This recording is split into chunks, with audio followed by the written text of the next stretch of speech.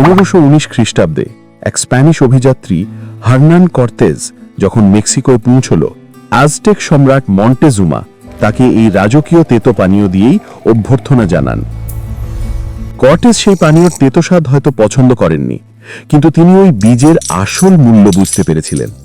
তাই স্পেনে ফিরে যাবার সময় তিনি কোকো বীজ সঙ্গে করে নিয়ে যান। এরপর স্প্যানিশরাই দেখাতে শুরু করলো আসল ভেলকি। তারা ওই তেতো পানীয়তে লঙ্কার বদলে মেশালো চিনি, দারুচিনি আর ভ্যানিলা। তৈরি হলো এক অপূর্ব মিষ্টি আর সুস্বাদু পানীয়।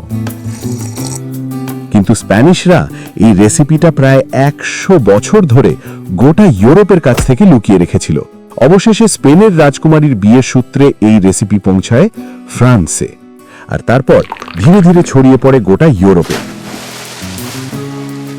1657 সালে লন্ডনে প্রথম চকোলেটের দোকান খোলে, কিন্তু তার দাম ছিল আকাশ ছোঁয়া। লন্ডন আর আমস্টারডামের মতো বড় বড় শহরে তৈরি হলো চকোলেট হাউস। এইগুলো ছিল বড় লোকদের ক্লাব। সমাজের উঁচু তলার মানুষরা সেখানে বসে এই গরম পানীয় পান করতেন আর গুরুগম্ভীর রাজনৈতিক আলোচনা করতেন। কিন্তু এই চকোলেটের স্বাদে আসল বদলটা এলো 1700 সাল নাগাদ, যখন ইংরেজরা এই পানীয়র মধ্যে মিশিয়ে দিল দুধ। এই ভোল বদলের ভেলকিতে চকোলেটের স্বাদ এক লাফে বহুগুণ বেড়ে গেল।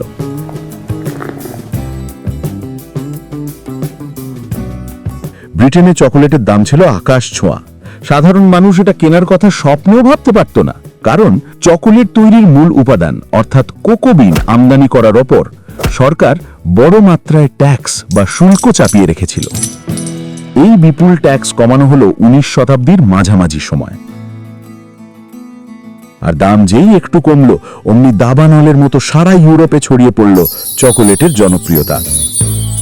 আমেরিকাও এ ব্যাপারে পিছনে ছিল না। সেখানেও চকোলেট এতটাই জনপ্রিয় হয়ে ওঠে যে আমেরিকার বিপ্লব থেকে শুরু করে দ্বিতীয় বিশ্বযুদ্ধ পর্যন্ত সৈনিকদের বলবর্ধক খাদ্য হিসেবে চকোলেট দেওয়া হতো।